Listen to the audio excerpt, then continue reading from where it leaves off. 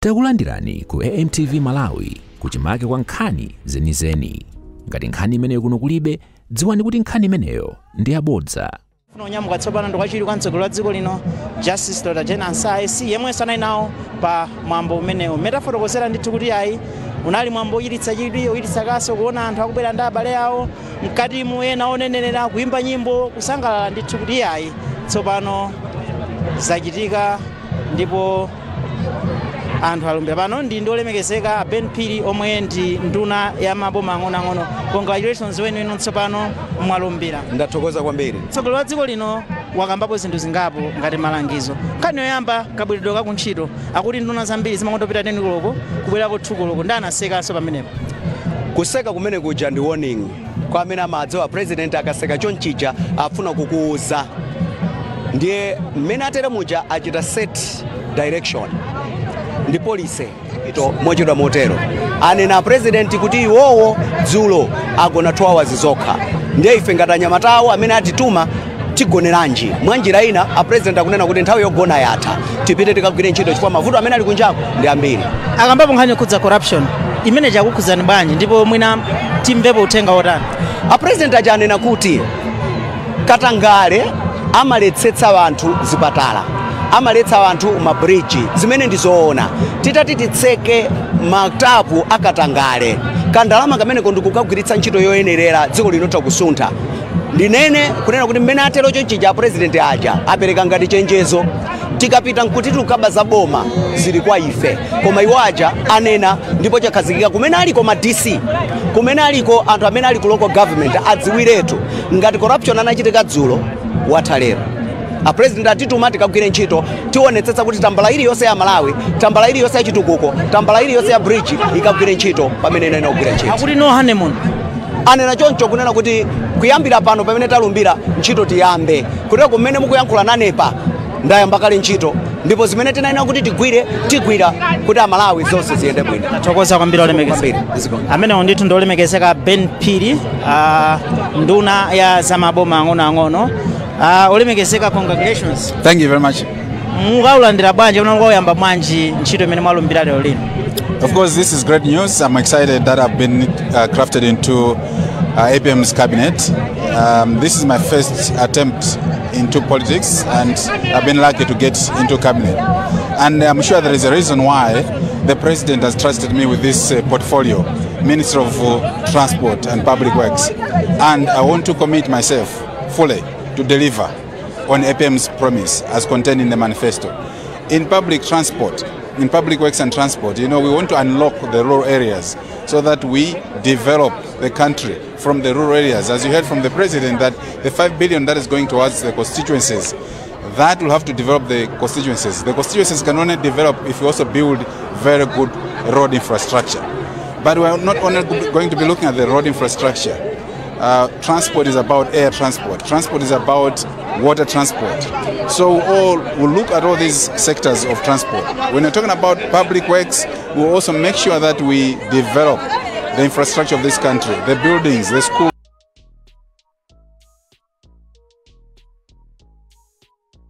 A comprehensive program that will deliver on the DPP manifesto. I'm very excited, but most importantly, I'm humbled. There are so many other people that the president could have gone to choose from. I'm highly indebted to him, and I really want to commit myself to deliver on the APM and the DPP manifesto. Thank you very much. Mawu mtsogoleri wa dziko lino watsindika kwambiri nkhani yokhudza Katangale. Sector imene ya transport, public works, kumakazi ntchito zambiri. Ndi kumenenso anthu ambiri ambatana kumachitika Katangale kwambiri. Zitukuko zina zimene zimayenera kuchitika mwina sizimalizidwa kumene chifukwa ena ajapo ndalama kapena kupanga zinthu za substandard kumene.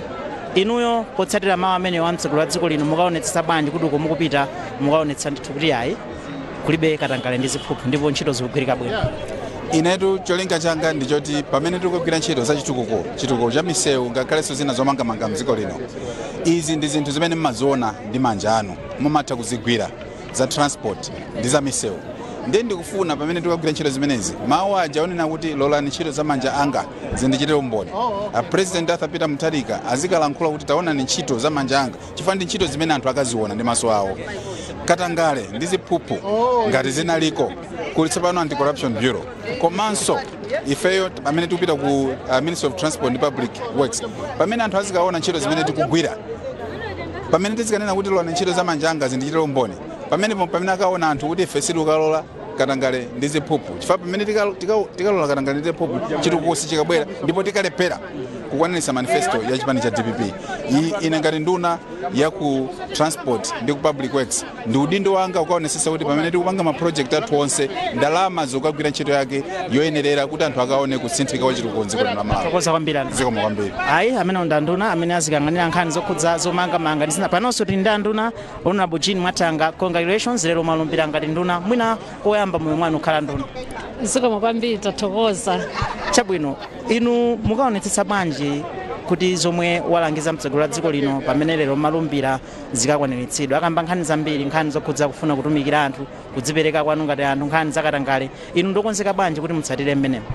Zikomo kwambiri ine ndokonzeka kwambiri. President athu atiuza kuti ifeyo tukatumikira osati kuti tukasangalala iyayi. Zimene zonzo zimene tikuzitenga kupita patsogolo. Monga mukudziwa ifeyo tili ndi ndondomeko zathu ngati chipani chimene timachichola kuti manifesto imene kuti titsogolere pa zimene tikupanga. Ndiye tikafika kumene tikaonetsetse ndithu kunena kuti tikatsatire manifestoyo kuti zonse zimene zili manifesto zimene chipani cha DPP chinalonjeza kuti chidzachitira anthu zichitike.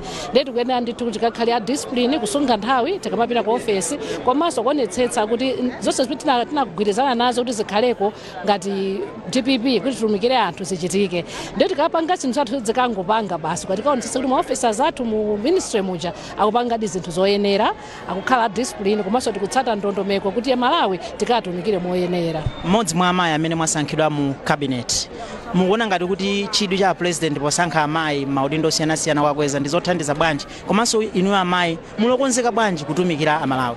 Zikomo kwambiri. President iwaja ngati mukudziwa ndi otsogolera amati he for she program. Iwaja amadziwa kuti Amalawi abambo kapenanso amayi onse ali ndi udindo ali ndi mbali kutenga nawo pa ntchito kutenga nawo mbali pakuyendetsa dziko la Malawi linolo. Mzimayi nayenso ali ndi kuthekera atasotumikira Amalawi moyenera. Ndiye wafuna kusonyeza kuti no kwa mtundu wa Malawi kuti iwaja sikuti amangotumikira azibambo okha iyayi koma afunanso auza azimayi kuna kuli konse kuti nawonse paliponse penali adzuke agwire ntchito. Sizikuyenera kukhala nduna yokha kwa maudindo osiyanasiyana atasogwira ntchito ngati Amalawi eni. Ndiye wasaziderere mzimayi wina aliyense ngakhale uli apotsidwa udindo kandi waukulu kwanu wang'ono tikagwire ntchito moyenera chimodzimodzi ndi abambo titumikire mtundu wathu wa Malawi. Tokoza kwambiri. Zikomo kwambiri. Pitira kucheza ndi ena mwa adindo amene angosankhidwa kumene pano tsopano ndi mwayi kuti ticheze ndi nduna za umoyo Madaliso Baloyi. Congratulations kuti akusankhani kukhala nduna komanso mwalumbira lero lino. Zikomo kwambiri. Mwina ndinokonzeka bwanji kukatumikira Malawi pa udindo umene mtsogolo wa dziko lino Professor Peter Mutharika wakupatsani? Inetu ndikukonzeka kwambiri kukatumikira Malawi ndipo ndikuthokoza President Professor Peter Mutharika pondikhulupirira kuti nditha kuchita kugwira ntchito imeneyi. Ndithu moti ndilokonzeka kugwira ntchito ndi anzanga aku Ministry of Health komanso Sanitation kuti Malawi wina aliyense akatumikiridwe.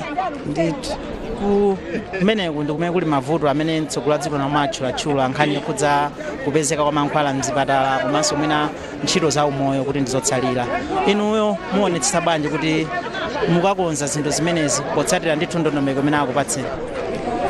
Ndizoona di President Musona ananenapo kuti mavuto makamaka akulu ndi kusowa kwa mankhwala muzipatala. Tikati tione zipatala zakutali facility ina iliyonse komanso even mzipatala zikulu mankhwala kusapezeka komanso anakambapo nkhani ya mankhwala kubedwa.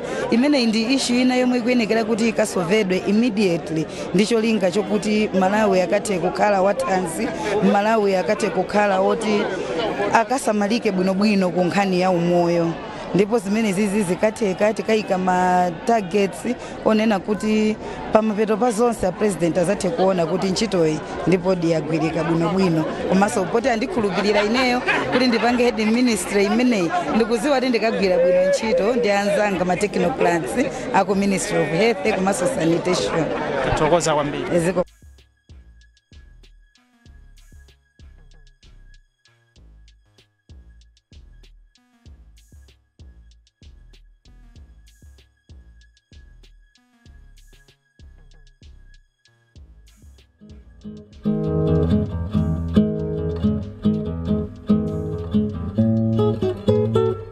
Ai mwayi wanga wachiwiri ndithu mwayi wanga wachiwiri kubweranso mu cabinet ndithu. Chabwino inu mukuona kuti mukatumikira banja Malawi potsatira malumbiro amene mwatenga lero komanso uthenga umene mtsogoleri wa dziko lino Profesa Arthur Peter Mutharika wakupatsani?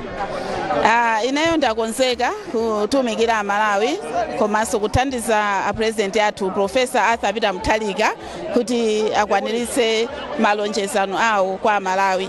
Ngati unduna wa gender ino mukudziwa bwino kuna kuti uli ndi mavuto ambiri amene timayenera kuyang'ana tikamakamba nkhani za amayi, nkhani za ana. Osayiwala kupanga subscribe ku channel ya AMTV Malawi.